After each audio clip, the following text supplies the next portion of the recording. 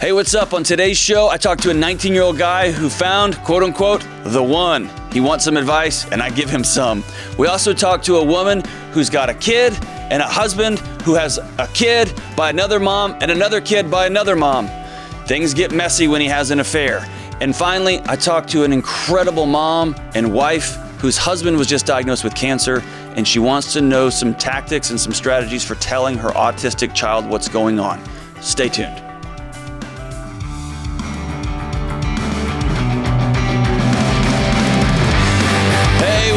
What's up? Hope everybody's doing good. This is Delony. Welcome to the Dr. John Delony Show, the show where we take real calls from real people. It's not scripted. It's not pretend. It's not fake. It's real people struggling with real issues, real things going on in their hearts and their minds, the good stuff, the bad stuff, the cuts and the bruises, the skin knees, reaching a hand down and pick each other up, helping each other dust off, and then making the next right move. So if you're new to our gang here, dude, we talk about everything on this show: mental health issues, relationship issues, marriage issues, addiction, parenting, anything you can think of. Give me a call, 1-844-693-3291. That's 1-844-693-3291. Or you can go to the, I'm not going to do it. They told me there is no more www anymore, said old man. So you go to johndelony.com. Nope, forget it. Go to www.johndelony.com. You forgot the HTTPS. You're going to go to http:/www.johndelony.com/show. Fill out the form. I would prefer if you could just send a letter in on a yellow pad, write a letter and mail it to us. But www.johndelony.com/show is much faster. Now I'm just doing it on accident. I can't help it now. So I get this question a lot, and I want to just address this right at the beginning of the show. Folks ask a lot, how can I better connect with my kids? Like, I'm always telling people to touch their kids on the face. I'm always telling them to, play with their kids, interact with their kids. And folks ask a lot, how do you do that? How do you practice that? And so here is a page out of the child play therapy book. There's something that was transformative for me as a kid. And Dr. Janet Freshley Hicks taught me this, and she's a maestro at child therapy, and it paid significant dividends in my life with my kids, and then it helped me become a better husband, and then it helped me become a better employee because it just changed the way I interact with people. Most of the time, I would get down on all fours or on the floor and try to be a good dad that way, play with my kids. Number one, you got to get down on the floor and play with your kids. If you got kids who are teenagers, this won't work. I'm talking to folks with kids who are maybe 10, 11, 12, and younger. 10, 11, 12 is getting a little bit old, but let's try it. Let's cap it at 10. You get down on the floor to play with your kids, and what I turned those into inevitably were lessons. I would say, hey, you can do this with your Legos, or why don't you make the horse do this, or why don't you, and I would try to direct the play for these kids. And I felt good about myself because I was on the floor. In all, it was good, right? I'm playing with my kids.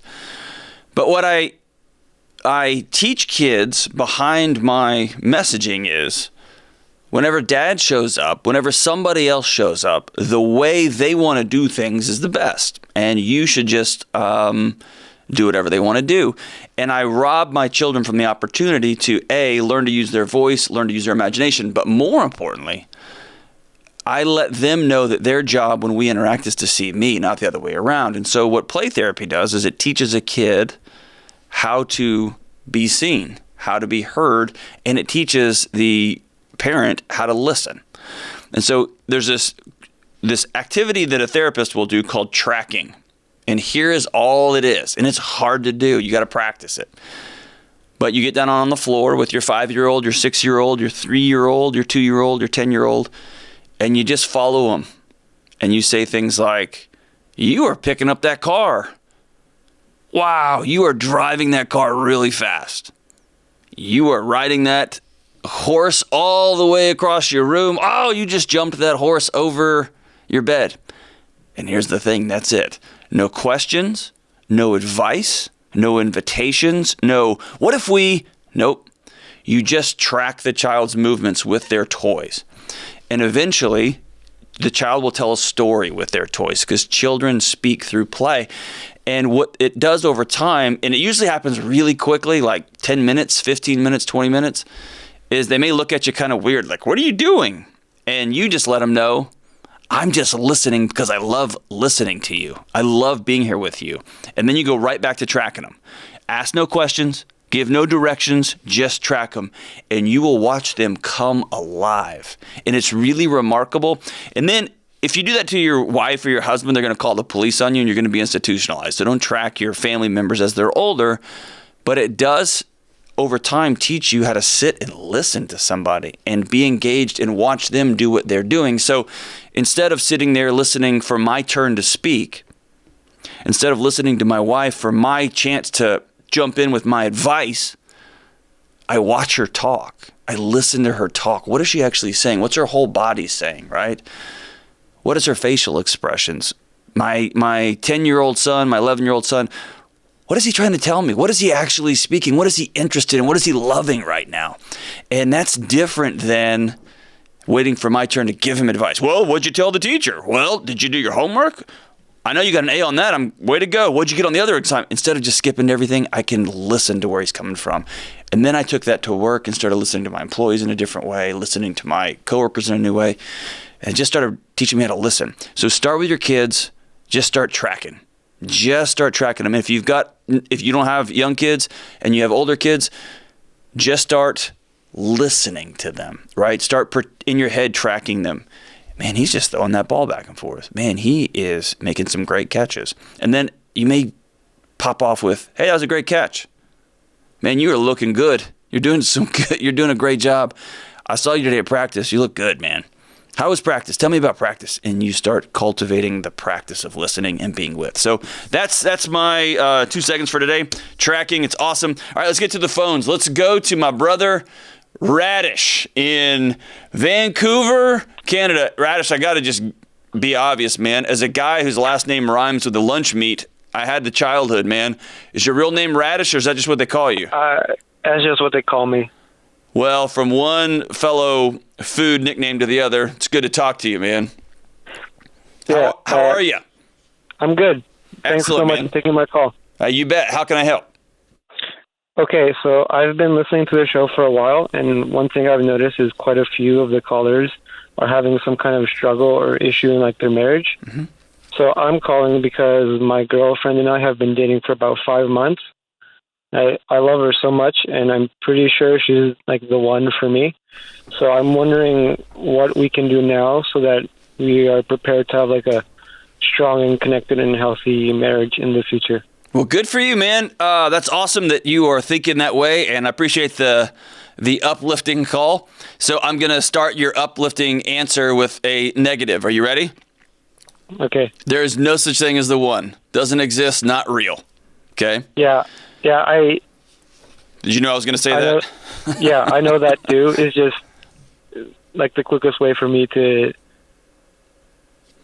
explain that I'm pretty sure I'm going to want to marry this girl. That your heart bursts when you're with her. Okay, so how old are you, man? I'm 19. 19, all right.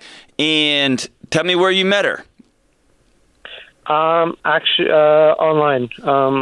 She actually lives in Washington. Okay. So she's about 2 hours away from me, and It's been a difficult 5 months since the borders closed. I haven't really been able to see her much. Yep. But we're finding ways to connect online and do different things, so it's been good. So what has tipped the balance for you? What has made you say, you know what, this is it, man. I've had 19 years of riding solo, and it's time to get a partner and head off into the Wild West. What is it about those last 5 months? What is it about her that makes you think, yep, I'm done. My search is over? Well, I don't know. I've thought about it a lot, and for me, it's just a whole lot of things seem to be coming together well. Like, pick them apart for me, man. Yeah, we connect really well. I'm kind kind of a weird dude around here, and it's hard to find people that actually like understand me. Yep, I could see that. So they're few and far between, and she's one of those people that actually gets me. She's kind, hardworking. She's just a wonderful person, and it's somebody I can see spending the rest of my life with. And so being seen and heard for the first time feels good, doesn't it? Yeah. Yeah. And being valued for the things that make you unique, your weird things. I've got my plenty of weird things, and it feels good to be seen, right? So yeah. When you say, hey, I think you're it, what's her response? She's pretty much in the same place I am. Okay. Like, we're pretty much on the same page with it. And so fast forward, what do you think this looks like? And not in a fantasy world or a mythological world. Like, walk me through the next few months of your life. What is that going to look like? Well, when we first started dating, we kind of made the decision that around 1 year we would strongly consider if this was going to be, like, if we were going to get married or if we were going to end up going separate ways, since we don't want to date for 10 years and then it not go anywhere, really. So next few months is probably going to be just more getting to know her, trying to figure out some more stuff in my own life and make sure that I'm kind of on the right track, and then go from there, I guess. I'm not sure. All right. So I'm going to give you some thoughts and some ideas. And what I'm not going to do is say that you're too young. And I'm not going to say that you've only known her for 5 months. I'm not going to give you any of that traditional stuff. You're going to get that from your friends and your family and from the internets and all that. Okay? So I'm not going to give you those things. 19 is young, and I actually gave up a full ride scholarship to one university and went across the country to another school because I met a young girl when I was 18 and I wrapped it up. That was it for me. I was done. And I ended up paying for school or for a chunk of it. And it didn't work out. But I ended up meeting the person I was going to marry at that same place. And so all I have to say is I've made some big life decisions when I was your age based on this feeling and this, I just know this is it. And so I'm not even going to judge that. I'm going to say, man, carry forward. Here's a couple of things I want you to be careful of, and I want you to think through, okay? Thing number one is there is a big difference between 1 year and 10 years. And so I am really pushing back hard, not just with you, but with all of culture right now, on this obsession with an ROI on friendship. ROI meaning return on investment. You are my friend so that you can help me get a job. I am your friend because I'm networking. I want to be near you because you're going to help me get where I want to go. I want to have 3 friends that are ahead of me and 2 friends that are behind me. Dude, we have lost the art and the spiritual connection of just having people in our lives, just because. And so I want you to focus deeply, not on a time limit. If it's not a year, man, we got to call it, because I think that's foolish and crazy. My wife and I dated 5 years. We broke up a whole bunch of times. Okay.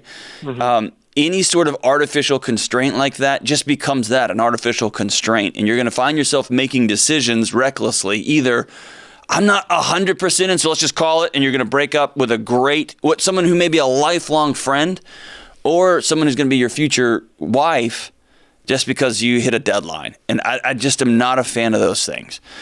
The other side of that is you're going to have to live in proximity with each other. You're going to have to figure out a way that you move to Washington, she moves to Vancouver, that y'all get in the same area and get some physical proximity over a sustained period of time, where you get to see how there's some great research on disgust and relationships. One of the biggest predictors that a relationship's not going to make it is with one of the partners is disgusted by the way they move their mouth. Or like when they open their mouth, if there's like little saliva strings when they open it or something like that, there's this disgust when they see their mouth. Kelly's face is like, ew, gosh. And James just passed out on the board there. But there's something about, you got to see her. Okay. You've got to be in proximity. She's got to see you, and it's got to see how y'all operate, how you walk, how you treat people that at the grocery store, it's those human things that you've got to see that the internet just simply cannot give you. Mm-hmm. You can learn a lot about somebody, but it's generally a curated experience online. And there's nothing that you can trade for that connection. And then here's the final thing, man. That one language that I'm in love language is I know you were just saying, hey, that's the easiest way I can just say, man, I'm all in, head over heels for this young lady. And that's all good. But I want you to always remember this. Love is a choice, and it's a decision. It's a thing you do every single day. So if you decide at some point in the next year, 2 years, whatever it is, she is it. She's it. And she decides that for you. I want you to know that that's not going to be like there's not going to be a music swell, and there's not going to be some James Horner like symphony playing up behind you, and suddenly you're going to stand taller and you're going to have this romantic. That's just not how it works. You decide, I'm going to love you forever. And then you're going to wake up the next day and say, I'm going to love you forever. And then 4 months from then, she's going to get like a real bad virus and be sick and be thrown up. And you're going to wake up that morning and say, I'm going to love you forever. And then there's going to be days that she just walks in and takes your breath away. Just stunning. And you're going to say, I'm going to love you forever. And then there's going to be days that she comes in and you're like, I need you to leave because you are making me angry and frustrated, and I am going to love you forever. And then there's going to be days that she hits you in the head with a wiffle ball bat because you deserve it, and you're going to have to say, I'm going to love you forever. This is a daily decision every single day for the rest of your life. And so as you morph from these feelings of desire, I just want to be with you. I want to just be connected with you for the rest of my life. As that turns into the day-to-day grind, the day-to-day safety, as you learn just each other's rhythms, I want you to then focus on cultivating desire, cultivating being in love. It's a thing you're going to tell yourself every day. It's a thing you're going to practice. And that doesn't sound sexy, and they didn't talk about that in The Notebook. They didn't talk about that in Romeo and Juliet, but it's the reality of living with somebody. So all that to say, 19, man, you won the lottery. Good for you, dude. You may just be finding someone who sees you and loves you for the first time, and high school sucks for 99.9% of people because they have to pretend and play, and it's not real, and it doesn't feel right. And so, man, I want to encourage you, lean in, dude, go for it. At some point, you're going to have to do your Goodwill Hunting drive. You're going to have to get in an old crummy car, and you're going to have to drive across the country and move to be next to her, and y'all going to have to figure out life that way. So, brother, Radish, from Delony, Baloney to Radish, good for you. That's awesome. This brings me up to a bigger question. A lot of folks want to talk about, by the way, go see a marriage counselor, right? I'm looking down here at the email. Y'all start doing some premarital counseling, some relationship counseling. It's good at your age to begin to, what are things I need to look for in a marriage? What are the questions I need to ask? And a third party can often walk you alongside and say, ask this question. Have y'all thought about asking this? And it just gives you a new permission. So I got an email here from Blake. Says, my wife and I have been discussing seeing a marriage counselor to deal with some small issues before they become big issues. Yes, Blake. Yes. We are, that sounded like Johnny Carson's guy. Good for you, Blake. We are new to our area and have no idea how to find somebody. Honestly, pick up a phone book. Pick up or Google it in your area, marriage counselors in your area. If you're at a local church or at work, ask somebody, hey, y'all don't need a good marriage counselors. We're past being embarrassed by that. Every couple should go see somebody at some regular interval just to check in, or have people in their life they can check in with. But just ask, and remember this. The most important thing, the number one thing about getting well, getting on the path to wellness, getting some good tools in therapy and counseling is the relationship with the therapist. And so you and your wife pick one, and you go, and you have a great first session, and you really connect, and this therapist, she gets you or he gets you. Awesome, go back. You get in the car and your wife's like, I love this therapist. He's incredible. He hears us. And you say, that dude is a wackadoodle-doo. I'm not going to see that guy. Can't stand him. Then you both go, great. Let's move on to the next one. And then you go find again. And then you go find again, okay? This isn't a one-and-done deal. But honestly, don't be embarrassed about it. Just ask. Just ask. And if you got to go to the phone book, go to the phone book. If you got to go online, look for some online reviews and go that way. I think it's a good way to handle it. Great question, Blake. Radish, y'all go, once you move and you're in the same vicinity, then y'all just agree. Let's go see somebody and we can ask some great questions, talk about our past, and we can begin to merge this thing. All right, let's go to Wendy in Atlanta, Georgia. Wendy, good morning. How are you doing? I'm good. How are you? I'm all right. So what can I do to help today? So my husband and I have children from previous relationships. Okay. And a little over a year ago, he had an affair with one of our children's moms. So I'm wondering kind of what are appropriate boundaries and how we kind of move forward from there. Ooh, there's a lot on that one, man. So walk me through just some of the complexities. How long have you and your current husband been married? June will be 5 years. 5 years, okay. And then how many kids did he bring to this partnership? 2 from 2 separate relationships. Okay. So you were relationship number 3? Yes. Okay. Do y'all have any kids together? 1. Okay. So he brought in 2 kids. Y'all made 1. And then how many kids did you bring? 1. Okay. From one other relationship? Yes. All right. So you have 4 kids total. 1 you brought in, 1 together, and then 2 he brought in from 2 different people. Okay. So you have 1, 2, 3, 4, 5 different adults navigating this relationship together, right? Right. Plus, my daughter's dad is married, so we co-parent well with her stepmom. So we have an additional parent. Okay, all right. So I don't know if you've ever sat down and just mapped this out like I'm doing right here. Just to start this call, that's a lot, right? It's a family forest. We don't have a family tree. Yes, you've got a family forest here. So give me a sense of your demeanor. Are you somebody that laughs a lot through life? Are you somebody that holds to control tightly? Like, tell me who you are. Oh, man. I am a control freak at its finest. All right. I am very wound up 90% of the time, so I like things to be stable and to go typically in the direction that I have planned for it to go. So sometimes things get a little out of whack. I get anxious about it. So just taking a stab at this, you spend a lot of your time anxious. Is that right? Oh, yeah. Okay. And you, after a series of seasons being highly anxious, there's just seasons when you want to lay in bed and not get out of bed and just watch Netflix. Is that fair? That's accurate. Okay. So tell me about this guy that you married. He's the total opposite. He is very laid back, go with the flow. He doesn't get...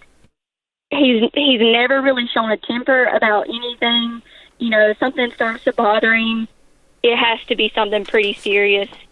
He's a detective, so a lot goes on at work, and then I think when he comes home, he doesn't really want to deal with a lot at home too. Right. So he's a police detective? He is. Okay, so my dad was one, so I grew up in a house with the detective. So they're very unique, extraordinary, yet unique individuals, right? So I got you on that. So he, a couple years into your marriage, was it right when you were having a baby or right around that season? No, it was after. Okay. It was probably, she's a little over 1.5. Okay, I'll call her a newborn until she's about 3 before your life becomes any semblance of normal again. Okay, and folks with 3-year-olds right now are like, they're not normal. Fair enough. So then he goes back to visit baby mama of 1 or 2 or 3, of which he's got 3 now, and they end up hooking up. They just have a one-night stand, or they have rekindled their relationship? Walk me through what happened. From what I understand, hey, talk directly into the phone, okay? Sorry. There you go. Can you hear me? Yeah. Okay, we were kind of at a little bit of a rough patch in our marriage. I was really anxious about the situations that we were going through, just with his work and then with having to co-parent with all of these people. So I went out of town for an interview, and while I was gone, he basically he confided in her, told her lots of things that I had told him out of safety, not really expecting any of that to ever come out. And then he told her, and then that led to an encounter just one time. And then when I came back home, probably that following week, he told me everything that happened. So he didn't try to keep it a secret, but that's kind of where we Was he remorseful and upset, or did he just say, hey, by the way? No, he was remorseful. He's tried really hard to move past this and work on our marriage and reassure me this is not going to happen again. Sure. And so that was a year ago, and you stayed with him. So tell me what surfaced recently that's making you wonder, how do we move on? How do I reconcile this and keep going? Well, he's pretty adamant that I have to make a decision. He wants things to be resolved between me and his child's mother, and I'm a firm no.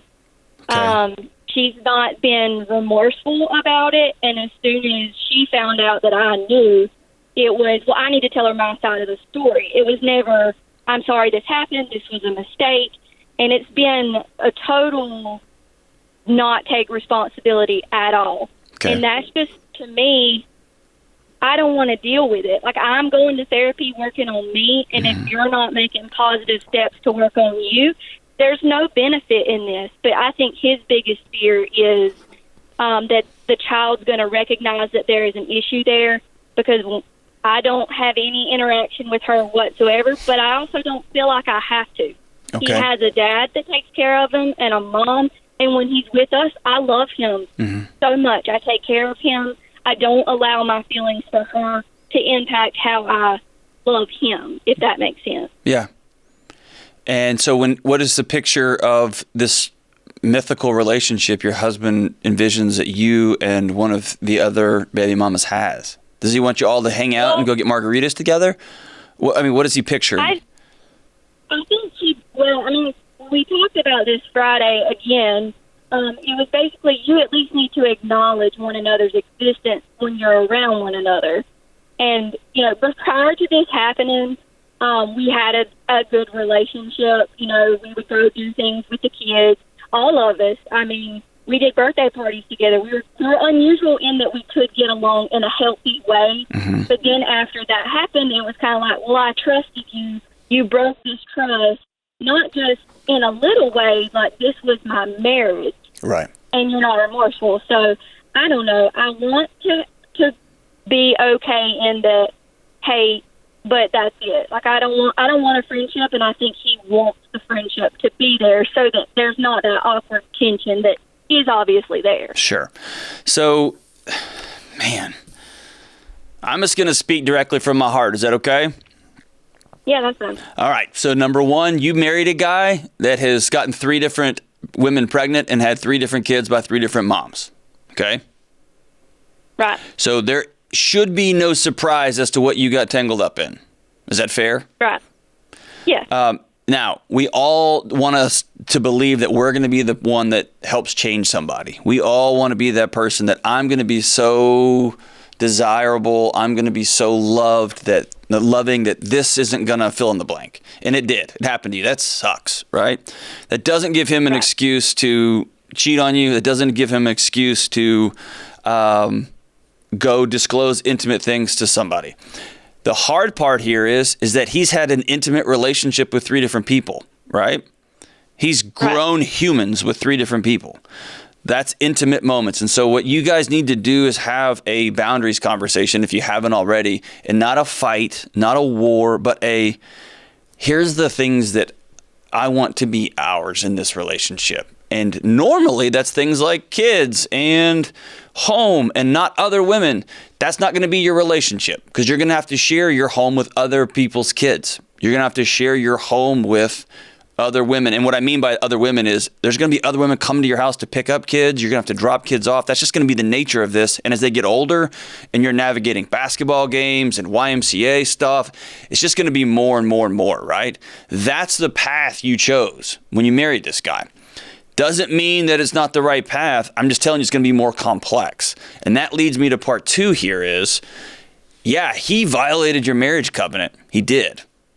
And that other lady violated your marriage covenant. She did. And you chose to stay. And you chose to continue to raise this baby, this kid, when your husband's got custody, which is part of being married to him, right? And so that means you're going to have to interact with her. Does that mean you got to be friends? No. Does that mean you're going to call her the next one time something great happens? No. But I do think that means you're deciding to opt into a life where you've got to be a civil adult. And your husband's right.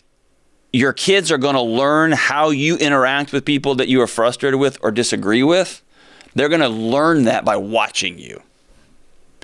They don't have to know that, hey, Dad re-hooked up with baby mama again. You know what I mean? And that doesn't mean you have to be okay with that. What happened was wrong. It's not cool. It was a violation of everything about your marriage. What I don't want to see happen is you stay, you forgive him. He's working his butt off to be right. He is trying to change. He's working hard. And 1 year, 2 years, 3 years later, you continue to hang this over with him, right? Because then at some point it becomes your challenge. Either cut bait or be all back in. But you can't be all in sort of with 1 foot and a couple of toes. And that means being all in with this guy means you're going to have to interact with her. If you ever sat down with her and just said, hey, let's just talk, what would that conversation be like?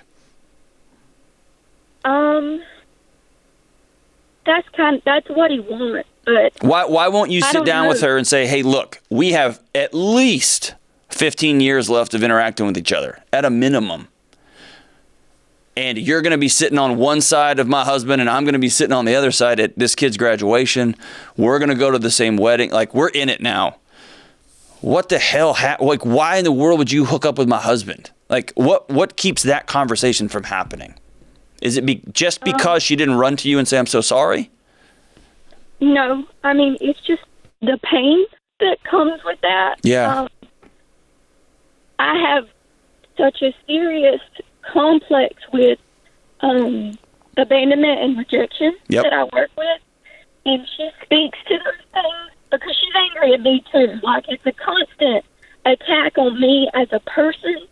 And the idea of sitting down with someone and hearing those things it hurts. I don't want to do that. I got you. I'm honest. No, that's brave that you're saying that out loud, and I appreciate that. So here's a hard thing I'm going to tell you. I'm going to try to do it gently, okay? Moving forward with that pain that you have and not addressing it for the next 15 years is going to be really hard. Really hard. It's going to be heavy. You can navigate it because you're tough, and you can navigate it because I think your husband loves his kids, but it's going to be really hard. And sitting down and having a 1 or 2 time hard conversation is going to be really hard. One of those leads to healing much, much sooner. One of those leads to putting those bricks down much, much sooner. And if you think about it from her eyes, you may be the woman that he left her for, right? Yeah. So you may be both having the exact same feelings about each other, about this one dude, right? And there can be some common ground empathy there. Is it going to feel good? No. I'm just trying to wrap my head and be in your situation. Dude, you know what I mean? I can't even fathom it. But I'm trying to put myself in a situation where I can look down 5 years, 10 years, 15 years down the road and say, this only ends in a train wreck. This just doesn't get better. It just festers. And then at some point, the kid turns 12 or 15 and starts asking questions, and then there's just poison in the water. Or I can bite down on my mouthpiece. This is a fighting reference. I can bite down on my mouthpiece, and I can just wait in there. And I can call her and say, I'm tired of hurting.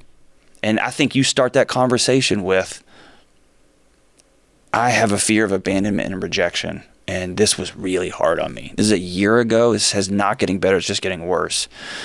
And we've got to be grown-ups and solve this for the sake of our babies. We got to solve this for the sake of moving on. And I just don't see a way around that, Wendy. I don't see a way that you move forward with any sort of peace in your life, and any sort of peace in your marriage, any sort of wellness in your life, that just the constant cycle of inflammation is going to make you sicker. It's going to make your body break down over time. All this is going to just continue to happen because you've got this heat in your life that's not going to go away. And I know you don't want to have that conversation. I cannot see a way forward, a path towards healing without that conversation. I don't think it's going to be easy. It might be, actually. And it might be a moment where y'all end up weeping hard and getting frustrated at each other and crying and hugging and then agreeing to be adults. And even if one of you has the courage to say, we're not going to be best friends, let's just say that, but we've got to do this for the sake of these kids, I think there could be a lot of healing there. Can that happen? I don't know, man. That takes two super mature people. That's the hope. And here's the thing. I'm hoping for that, Wendy. I'm hoping that our country can do that. I'm hoping that people on both sides of political aisles can sit down and say, you have hurt me in ways. You do things on a regular basis. You have a view of family. You have a view of money. You have a view of fill in the blank that I think hurts me. But man, not addressing this, not being adults, not being real and not being honest and just yelling and fighting and avoiding is just going to kick this and kick this and kick this. And we're going to teach our kids how to do it. And we're going to teach their kids how to do it until the whole thing falls over. Or we can reach out with that first text message, Wendy, to this woman and say, it's been a year. This is going to be a hard conversation, but I'd love just you and me to go have brunch one morning. And I'm going to be an adult, and I hope you will too. And I know it's going to be a heavy conversation, but for the sake of our kids, can we just get together and meet and talk? And that's my challenge to you, Wendy. It's not going to be easy, I know. If you have that conversation, my gut tells me it's going to be a tough, brave, healing conversation. And I'd love, love, love for you to call me back and let me know how it goes. And you are not seeking validation. You are not seeking her forgiveness. You are not seeking her apology. You are seeking peace. And you can know I went first, I went forward, and I heard out, I listened, I paid for the meal, and then we moved on. So thank you so much for your call, Wendy. Please let me know how that conversation goes. And I hope you will continue to be brave and have that conversation. And tell your husband, come on, man, stop. 3 kids, 3 different moms, stop. Okay? Every detective out there needs to have a therapist in their life because the job is hard. Y'all get to see things. You interact with people in ugly and hard ways. You deal with trauma all day long. You got to have somebody in your life that's helping you heal. And I know y'all are smart, and I know y'all are trained to walk into rooms and see things that nobody else does, and you have to experience things that nobody else does. I know that because I lived with it. That doesn't mean you're immune to being a person. Go get the help you need. Get the help you need. All right, let's go to take one more call. Let's go to Heather in Knoxville. Heather, how are you? I'm doing well. Thanks so much for taking my call. You betcha. Thanks for calling. How can I help today? Well, 2 days after Christmas this year, my husband had emergency surgery and had a tumor about the size of a baseball removed from his colon. Oh, gosh. I'm sorry. Yeah, he was diagnosed with stage 3 colon cancer, Okay. and we have 3 children. The youngest is 12, and he is autistic, and we are trying to navigate how much we let him know about the situation as far as how dire it is. Okay. Because I don't want to wreck his life. Yep. But I also, we are fully expecting a complete recovery. We have no reason to think that his dad is not going to completely recover. Sure. But he's going to get very sick when chemo starts in a couple of weeks, and we're just not sure exactly how much we need to let him know. So give me a number one. God bless you, dude. I hate that for you. That's not a Christmas anyone needed in 2020, for God's sakes, and navigating. Well, it was a 2020 Christmas. Let me just say. Jeez, man. I know, but still, that just is not great, and I'm sorry that happened to you. How old are your other kids? 23 and 18. How are they doing? Don't laugh. It seemed like a good idea at the time. The 23-year-old, my daughter, has really stepped up. I spent the entire week in the hospital with my husband because half the floor had been turned into a COVID ward, and so they were extremely short-staffed because they had to pull their normal staff to just do COVID stuff. So what we really tried to do is make it seem like a big slumber party. So we had friends that sent pizzas. They went downstairs to my daughter's apartment and played video games. And so she is handling things the way she knows how to do, which is taking care of little details. Good for her. The 18-year-old, we get to talk when we go out to walk the dogs, and he expresses his concerns in his oblique way. Right. He's managing as well as can be expected. I tell you what, man, you are a saint, and you just help millions and millions of people across the country with that one statement. You want to help your late teens, early 20s kids deal with challenges that show up when grandma or grandpa dies, when mom and dad get sick. Get a dog and take walks every day. And it is the most healing thing for all of us. You get to move your body. You get to be in nature. You get to have a relationship. And the same way little kids, you play with them on the floor. You just walk with teenagers, and they don't have to make eye contact with you, but they will slowly start talking to you. Good for you. All right, so give me a quick rundown. What's the functioning level of your 12-year-old? High functioning, medium? It's hard to say high functioning or low functioning because he has his strengths and his weaknesses. Okay. He has very good social skills. Great. He is a great student. He has anxiety in a way that his brain misinterprets ordinary signals, misfires, and can send him into a panic attack, which we didn't realize for years. An example was when he was 5 and we went trick-or-treating and the wind was blowing and he freaked out and was screaming in the middle of the street that we were all going to die. Right. Okay. So he's got some hypersensitivity, right?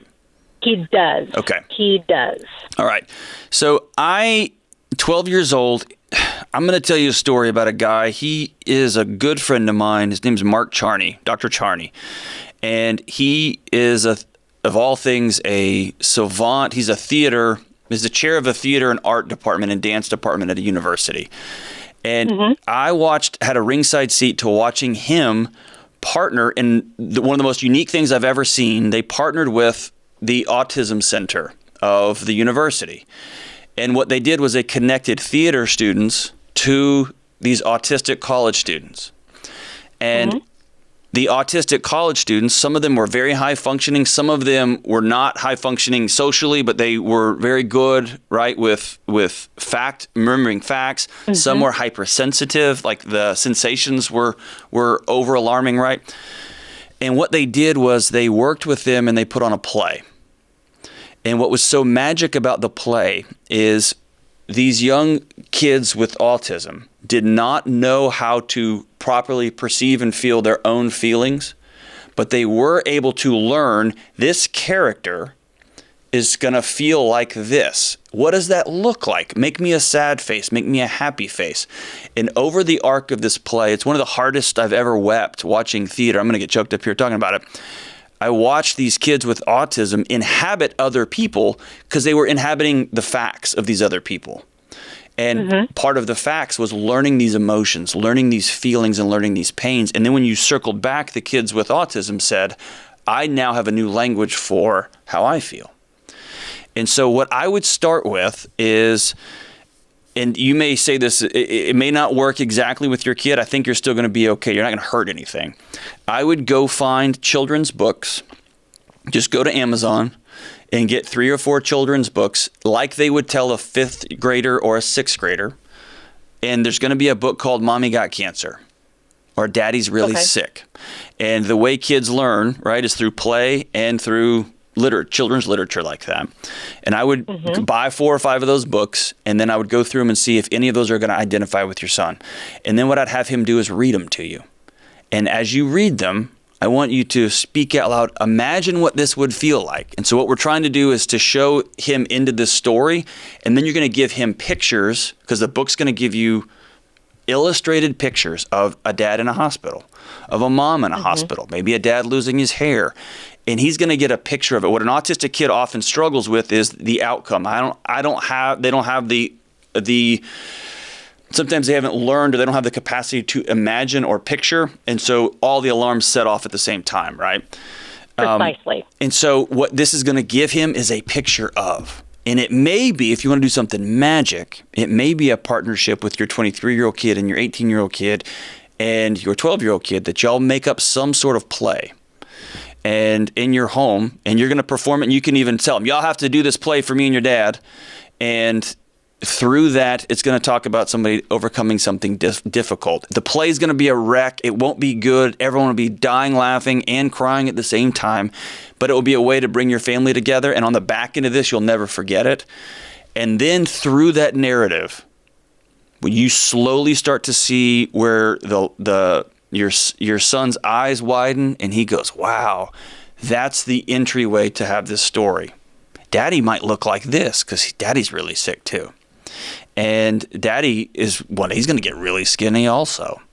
And you're going to see the painful faces in those books. You're going to see the smiling faces in the book. And the whole time, I want you to never let go of his hand when you're reading these books.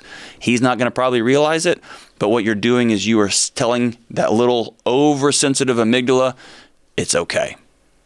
And I'm not saying this is going to heal it all. That's, if I have a 12-year-old son with autism, that's exactly where I start. And I saw a profound shift in a way with autistic young men and women that I had never seen before. I know there's a lot of autism scientists that clued in on this partnership and were all over it from a research perspective because they saw an awakening that they had never seen before. But where I'm starting is with children's literature, through story, through narrative, and I'm also giving him that connection because I'm going to hold his hand through this entire thing. And if we can get 18-year-old brother to sit on his bed on the other side, that's even better because I want him to feel surrounded and safe as we go through this hard place. Let me know how that goes, and we will be thinking about your husband. And we're going to expect a full recovery. He's going to be better. He's going to get there. And again, thank you for being a mom who loves her kids and is doing what she can to ask the right questions and walk through this together. And you, Heather, make sure you got people in your life that you can lean on because you're going to need a place to cry. You're going to be propping up kids and dogs and husband, and I want you to have a place where you can get propped up too. Thank you so much for that call. All right, so as we wrap up the show, I talked in a previous podcast about the time I went to see a concert. I think it was the Indigo Girls at the Ryman or something, some 80s group that I loved back in the day, or the 90s group. And War and Treaty opened up and just blew the show away, right? It was a rousing standing ovation at the Ryman Auditorium here in Nashville. I remember thinking, whoa. I've seen that one or two other times, and one of them was when I went to see my favorite rock band on planet Earth, Social Distortion, and they had this little British singer-songwriter open up. Had a band, and his name was Frank Turner. And the show started with a bunch of dudes in black shirts and big, thick black boots, if you know Social Distortion crowd, their arms crossed, furrowed brow. And by the end of the show, the whole audience was singing along. This little guy from the UK won over everyone. I got obsessed with him. His name's Frank Turner. You can pick any album. You can pick almost any song. There's a few songs that aren't great, but he's just a savant. He's extraordinary. I think he's one of the best songwriters working today. This song is a song that my son and I listened to when I drove him to work. We listen to it every day. We sing it together still to this day when we're out doing stuff together. It's off the song Positive Songs for Negative People. Some of you need this record in your life, by the way. Positive Songs for Negative People, out in 2015. The song is called The Next Storm, and it goes like this. We had a difficult winter. We had a rough few months. When the storms came in off the coast, it felt like everything broke. on us at once. It's easy enough to talk about blitz spirit when you're not holding the roof up and knee-deep in it and the pictures and the papers got ruined by the rain and we wondered if they'd ever get dry again. But I don't want to spend the whole of my life indoors, laying low, waiting on the next storm. I don't want to spend the whole of my life inside. I want to step outside and face the sunshine. I don't care what the weatherman is saying, because the last time I saw him, he was on his knees, he was praying, and the preachers and the scientists got soaked just the same, and we'd wondered if we'd ever get dry again. But I don't want to spend the whole of my life indoors, laying low, waiting on the next storm. I want to step outside and face the sunshine. Woo! Face it, good folks. Face the sunshine. This has been the Dr. John Delony Show.